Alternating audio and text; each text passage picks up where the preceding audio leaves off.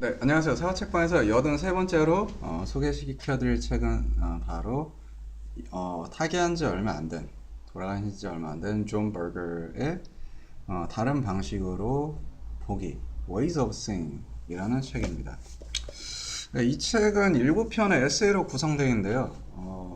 이제 3개의 에세이는 그림으로 구성되어 있고 4개의 에세이는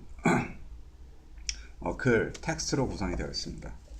저는 주로 글을 위주로 이제 풀어가 보려고 하는데요. 시작을 좀 해보도록 하겠습니다. 카메라의 발명은 그것이 발명되기 훨씬 이전에 그려진 그림들을 보는 방식을 변화시켰습니다. 본래 그림들은 그 그림을 위해 특별히 디자인된 건물의 핵심적인 부분이었어요. 모든 그림의 독자성은 그림이 걸려있는 장소가 지닌 독자성의 한 부분이었습니다. 때로는 그림을 다른 데로 옮길 수도 있었어요. 그러나 그 그림을 두 장소에서 동시에 볼 수는 없었습니다. 카메라가 어떤 그림을 복제하려면 그 이미지의 독자성은 파괴됩니다. 그 결과 이미지의 의미는 변화해요. 더 정확히 말하자면 의미가 여러 가지로 늘어나고 많은 의미들이 조각조각 나누어집니다. 대부분의 사람들은 미술관을 찾지 않아요. 대부분의 사람들은 미술관이 그들이 이해할 수 없는 신비에 대해 이야기하는 성물들로 가득 차 있음을 아주 당연하게 생각합니다. 그 신비감이란 사실 헤아릴 수 없는 wealth입니다. 다른 방식으로 말하자면 대중들은 진품, 걸작이란 물질적인 측면뿐 아니라 정신적인 측면에서도 부자들에게 속하는 것으로 생각합니다. 미술작품은 복제 가능한 것이기 때문에 이론적으로는 누구나 그것을 사용할 수 있습니다. 그러나 대부분의 경우 미술서적, 잡지, 영화 또는 거실의 금빛 액자 속에서 여전히 아무것도 변화하지 않았다는 환상을 유지하기 위해 복제는 계속 사용되어요. 미술이란 그것이 지닌 유일무이한 변함없는 권위를 통해 다른 형태의 권위를 정당화해주는 역할을 해요. 미술은 불평등을 고상한 것으로 보이게 하고 위계 질서를 짜릿한 긴장감을 주는 것으로 만듭니다. 소위 국가의 문화유산이란 개념은 현대의 사회 시스템과 그것이 우선적으로 중요시하는 것을 찬양하기 위해서 미술의 권위를 이용하는 것이에요. 원작에는 그 그림에 대한 어떠한 정보를 통해서도 느낄 수 없는 침묵과 고요함이 있다고 합니다. 심지어 벽에 걸린 복제물도 이 점에서는 원작을 따라갈 수 없는데요. 왜냐하면 원작이 지닌 침묵과 고요함이란 것은 실제 물질, 즉 물감에 스며 있어서 보는 이는 그 물질성을 통해 화가의 몸짓이 남긴 흔적을 따라가 볼 수 있기 때문이라고 합니다. 근데 저는 모조품도 정말 정교하게 만들면 그 나름의 예술가치, 현존가치가 있지 않을까 생각해 봤습니다. 모조품, 위젓, 페이크, 짝퉁이 정품 혹은 진품을 따라하기 위해 노력을 가하고 사용하는 물감이나 재료들도 많이 따라가려고 노력하지 않겠어요? 물론 진품을 만들어낸 화가, 예술가가 당시에 사용했던 물감이나 재료가 다소 이 가짜를 만들려는 사람하고 이제 상이하고 그 연식, 뭐 그런 게 좀 다를 수 있지만 우리가 보통 예술 작품 의미할 때는 보통 시각을 주로 활용하지 직접 만져서 확인할 수는 없잖아요. 뭐 예를 들어서 가방이나 자파류의 명품들이 100만원에서 200만원 정도의 가격에 팔리면 이와 매우 유사한 모조품들이 불법이지만 20만원 정도에 팔리고 정교에 그렇게 팔리고 이제 이게 얼마나 정교하게 잘 만들었는지에 따라서 이제 뭐 구매자들이 있는 것과 같이 말이죠. 현대의 복제 기술이 해낸 것은 예술의 권위를 파괴하고 예술을 혹은 새로운 기술로 복제한 예술 이미지를 그 어떤 보호 영역으로부터 떼어난 일이에요. 역사상 처음으로 예술 이미지가 순간적이며 도처에 존재하고 실체가 없으며 어디서나 얻을 수 있고 무가치하며 자유로운 것이 되었습니다. 이제 예술 이미지는 마치 언어처럼 우리 주위를 둘러싸고 있어요. 예술 이미지는 삶의 주류에 합류했는데 이제 예술 자체의 힘만으로는 더 이상 삶을 지배할 수 없게 된 것이에요. 하지만 이런 변화를 인식하는 사람은 거의 없습니다. 복제 수단은 이제 대중들도 그런 복제 덕분에 한때 문화적 혜택을 받은 소수들만 누릴 수 있었던 예술을 향유할 수 있게 되었다는 사실만 제하고는 여전히 아무것도 바뀌지 않았다는 환상을 끊임없이 선전하기 때문이에요. 이런 까닭에 대중은 여전히 무관심하고 회의적인 상태로 남아 있습니다. 자, 이렇게 해서 이제 이게 제가 아까 7편의 에세이가 있다고 했잖아요. 첫 번째 에세이 글, 두 번째 그림, 세 번째 글, 네 번째 그림, 다섯 번째 글, 여섯 번째 그림, 일곱 번째 글 이렇게 이제 되는데 자, 그래서 제가 이 첫 번째 에세이를 듣고 느낀 점은 예술을 이해하기 위해서는 그만큼 공부하고 노력을 해야 할 필요성이 있다는 TBWA Korea라는 광고회사의 크리에이티브 대표 박웅현 광고인이 떠올랐습니다. 아니, 그런데 자꾸만 20, 30대 한국 직장인들의 현실에서 예술을 즐기려는 정말 어려운 것 같아요. 저녁이 있는 삶이 있어야 이것저것 할 텐데 허구한 날 야근하고 주말에 밀린 잠 보충하기 바쁘니 말이죠. 자, 그래서 이제 세 번째 에세이를 제가 이제 또 한 번 읽고 이제 알려드리려고 하는데요. 한 남자의 존재감은 그가 당신을 위해 무엇을 해줄 수 있느냐 하는 것을 시사합니다. 시사합니다. 이와 반대로 한 여자가 들이내는 사회적 존재는 그녀가 자기 자신에 대해 어떤 태도를 취하는지 분명하게 보여줍니다. 그 여자의 존재는 그녀의 몸짓, 목소리, 의견, 표정, 옷차림새, 그녀가 선택하는 장소나 환경, 기호나 취향 등 그녀를 구성하는 여러 가지 요소들이 한데 모여서 이루어진 것이에요. 여자로 태어난다는 것은 주어진 한정된 공간에서 남자들의 보호, 관리 아래 태어난다는 것을 의미했습니다. 네, 과거에 그랬어요. 여자는 거의 계속해서 스스로를 늘 감시하고 감독해야 했어요. 스스로 갖고 있는 자신의 이미지는 항상 그녀를 뒤따라다녔습니다. 아주 어린 시절부터 그녀는 자기 자신을 끊임없이 감시하고 교육받고 설득당해 왔던 것이죠. 남자들은 여자들을 대하기에 앞서 우선 여자들을 살펴봅니다. 따라서 여자가 남자에게 어떻게 보이느냐 하는 것이 결국 어떻게 대접받을지를 결정짓는 것이에요. 이러한 과정에 조금이라도 관여하려면 여자들은 이 과정을 자기 나름으로 받아들여 내면화해야 합니다. 이렇게 여자는 자기 자신이 어떻게 대접받는지에 따라서 사회에서 그녀가 어떻게 존재하느냐가 정해지는 것입니다. 이러한 이야기를 단순화하면 이렇게 말할 수 있을 것이에요. 남자들은 행동하고 여자들은 자신들의 모습을 보여줍니다. 남자는 여자를 봐요. 여자는 남자가 보는 그녀 자신을 관찰합니다. 대부분의 남자들과 여자들 사이의 관계는 이런 식으로 결정됩니다. 여자가 가장 중요한 주제로 끊임없이 반복해서 등장하는 유럽 유화의 한 범주가 있어요. 바로 누드화입니다. 유럽 회화의 누드화 속에서 우리는 여자들이 일종의 구경거리로 보여지고 판단되는 몇몇 기준과 관습을 발견할 수 있습니다. 비유럽권의 전통 문화, 인도, 퍼시아, 아프리카, 아메리칸 인디언 등의 미술 등에서는 성적 유혹이라는 주제를 표현할 때 두 사람 사이에 적극적인 성애를 보여주는데 여자도 남자만큼 적극적이면 두 사람의 행동이 서로를 끌어당깁니다. 이제 유럽의 전통에서 발가벗음, nakedness와 누드, 느리리의 차이를 볼 수 있습니다. 케네스 클라크는 자신의 책 더 누드에서 발가벗은 몸, naked는 그저 옷을 입고 있지 않은 상태인 반면 누드는 예술의 한 형식이라고 주장합니다. 그에 따르면 누드는 회화의 출발점이 아니라 회화가 성취해낸 하나의 보는 방식, a way of seeing입니다. 분명한 사실은 누드가 언제나 관습에 의해 정해지며 이러한 관습의 권위는 특정한 미술 전통에서 비롯된다는 점이에요. 누드를 그린 보통의 유럽 유화에서 주인공은 절대로 그림 속에 등장하지 않습니다. 주인공은 그림 앞에 있는 관객이며 남자로 상정되어요. 모든 것이 그를 향하고 모든 것이 그가 거기에 있는 결과인 것처럼 보여야 합니다. 그림 속 인물이 누드가 되는 것은 그를 위해서입니다. 그러나 그는 분명히 낯선 사람이고 여전히 옷을 걸치고 있어요. 르네상스 이후 유럽에서 성애의 이미지 대부분은 문자적으로든 은유적으로든 다 같이 똑바로 정면을 향하고 있습니다. 왜냐하면 성적 행위의 주인공이 바로 그 이미지를 바라보고 있는 관객이자 소유자이기 때문이에요. 남자에게 아첨하듯 표현된 이러한 불합리함은 19세기의 공식적인 아카데미 미술에서 그 절정에 달합니다. 우리는 성적 의미에서 벌거벗은 몸을 정적인 이미지로 표현하는 것의 어려움을 이해할 수 있어요.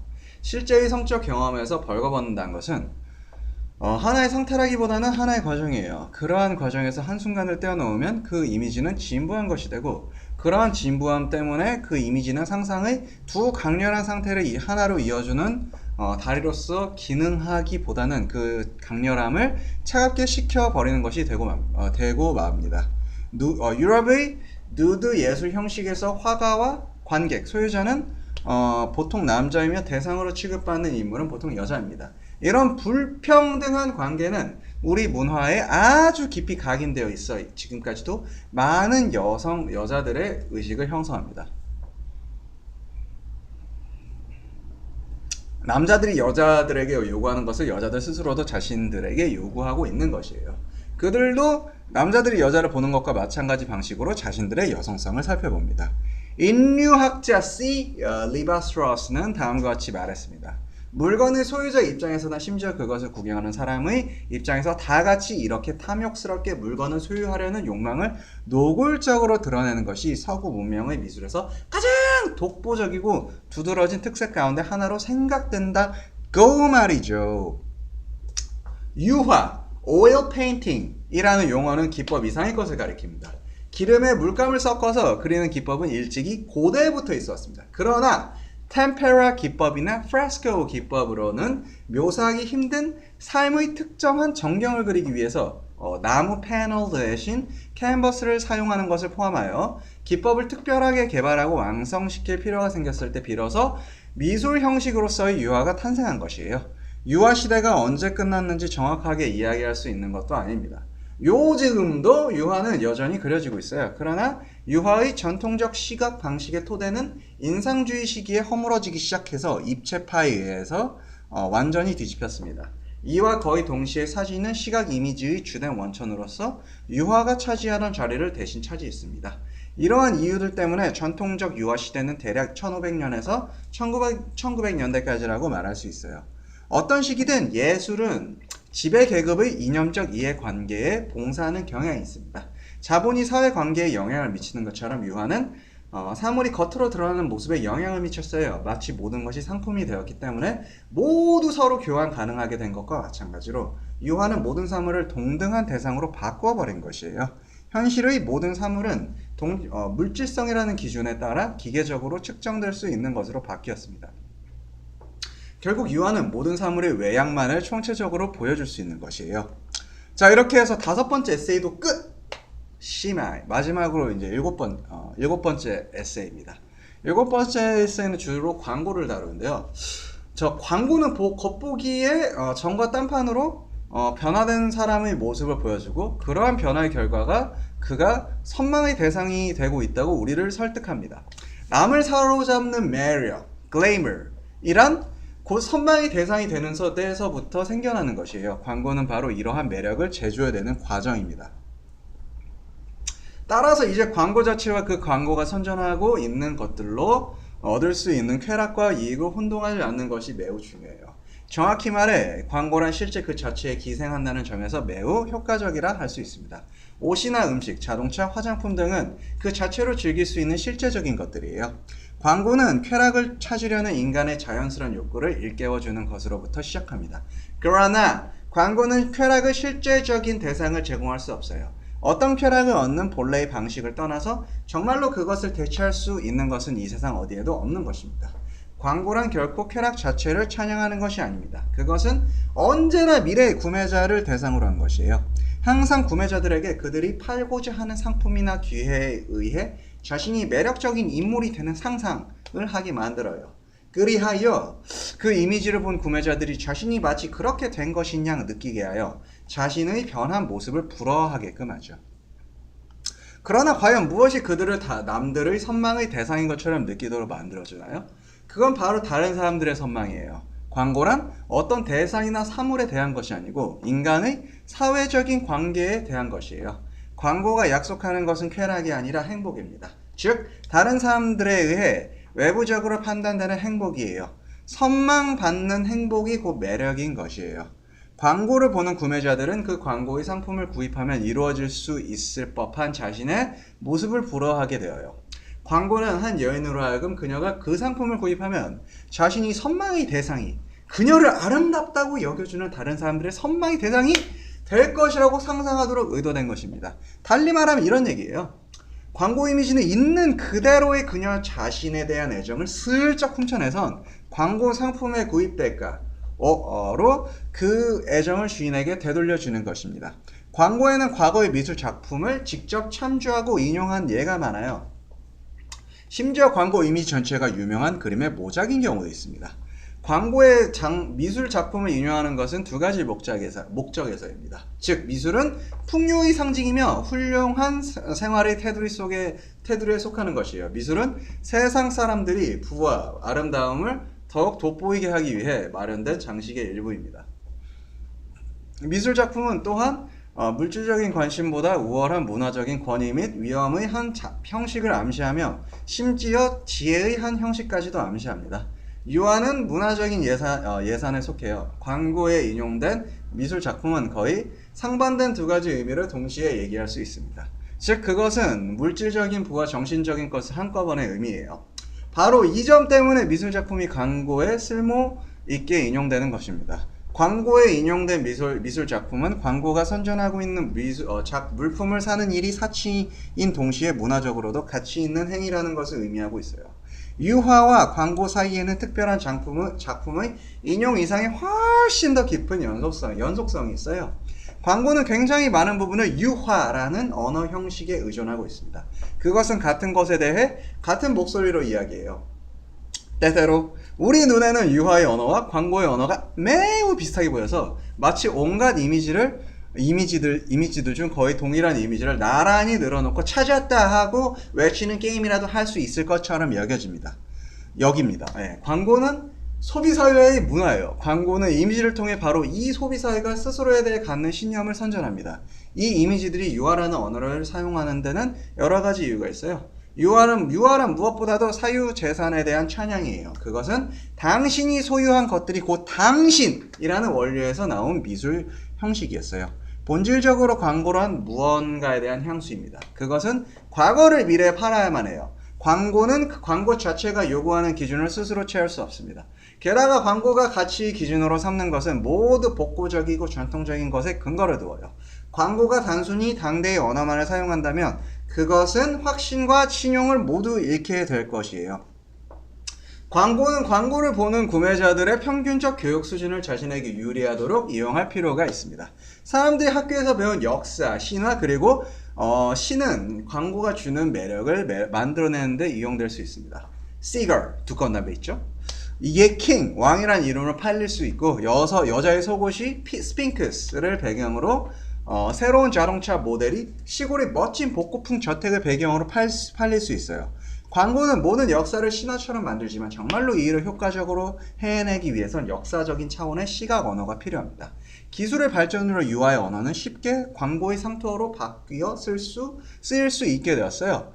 유화가 그 그림을 소유하는 사람과 관계되어 있는 것처럼 컬러 사진은 광고를 보는 구매자들과 관계를 가집니다.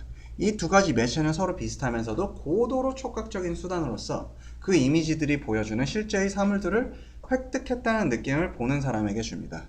이 같은 언어로서의 연관성에도 불구하고 광고의 기능은 유화의 기능과는 꽤 달라요. 광고를 보는 구매자와 세계와의 관계는 유화를 소유한 사람과 세계와의 관계와는 아주 달라요. 유화는 소유주가 자신의 소유물들과 생활 방식을 통해 이미 향유하고 있던 무언가를 보여줍니다. 그리고 그 자신이 가치 있는 인물이라는 느낌을 더욱 확고하게 갖도록 해요. 유화는 기존의 자기 자신이 좀 더 잘난 존재라고 느끼도록 해줍니다. 광고의 목적은 광고를 보는 사람으로 하여금 어딘가 자기의 현재 생활 방식이 만족스럽지 못한 느낌을 갖도록 만드는 데 있어요. 사회의 일반적 생활 방식에 대해서가 아니라 그 사회 안에서의 자신의 개인적 생활 방식에 대해 불만을 느끼도록 만드는 것이에요. 광고에서는 만일 그가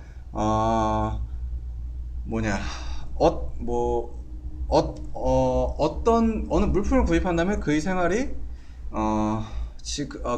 보다 나아질 것이라고 이야기합니다. 광고는 현재 상태가 아닌 그보다 더 나은 다른 상태를 제시해요. 모든 광고는 불안감이 있기 때문에 효과를 발휘할 수 있습니다. 돈이 전부이고 돈을 벌어야 불안감이 없어져요. 광고는 만일 당신이 아무것도 갖지 못한다면 당신은 아무것도 될 수 없다라는 두려움을 유발시키고 이를 이용합니다. 광고에 의하면 현재는 불충분하다고 단정적으로 얘기돼요. 유화는 영원히 남는 기록이라고 생각되어 왔습니다. 그림이 그 소유자에게 주는 기쁨 중 하나는 그것이 자신의 현재 이미지를 미래의 후손에게 전해줄 수 있다는 생각이에요. 따라서 유화는 자연히 현재 시제로 그려져 있어요. 화가는 실제 해석은 혹은 상상 해석은 그가 현재 눈으로 보는 것을 그렸습니다. 반면에 순간적인 쓰임새 때문에 만들어진 광고 이미지는 미래의 시제를 사용할 뿐이에요. 광고는 미래 시제로 이야기하지만 그 미래의 달성은 끊임없이 연기되어요. 그렇다면 어떻게 해서 광고가 그 영향력을 미칠 수 있으리라고 여겨질 만큼 믿음직하게 보이게 되는 것일까요? 광고의 진실성이란 광고가 내건 약속을 충실히 이행했는가로 판단되는 것이 아니라 광고가 주는 환상이 그 광고를 보고 물건을 사는 사람들이 품는 환상에 얼마나 적절하게 들어맞느냐로 판단되기 때문이에요. 광고는 본질적으로 현실에 적용되는 것이 아니라 백일목에 적용됩니다. 광고가 실제로 제공하는 것과 광고가 약속하는 미래 사이의 간극은 광고를 보고 물건을 사는 사람 자신이 느끼는 현재의 처지와 그가 되고 싶어하는 처지 사이에 벌어진 간극과 일치합니다. 그 두 간극은 하나가 되어요. 그러나 실제 행동과 생생한 경험에 의해서 다리가 놓여져 하나로 되는 것이 아니라 그 간극은 매혹적인 백일목으로 채워지는 것이에요.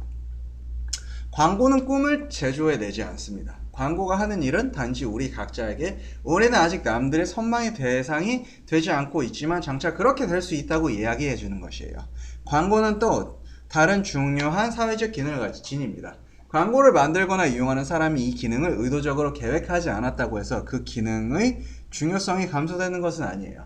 광고는 소비를 민주주의의 대체물로 만들었습니다. 무엇을 먹을까? 무슨 옷을 입을까? 무슨 차를 탈까? 하는 선택은 의미 있는 정치적 선택을 대체하고 있습니다. 광고는 사회 내부의 비민주적인 모든 것들을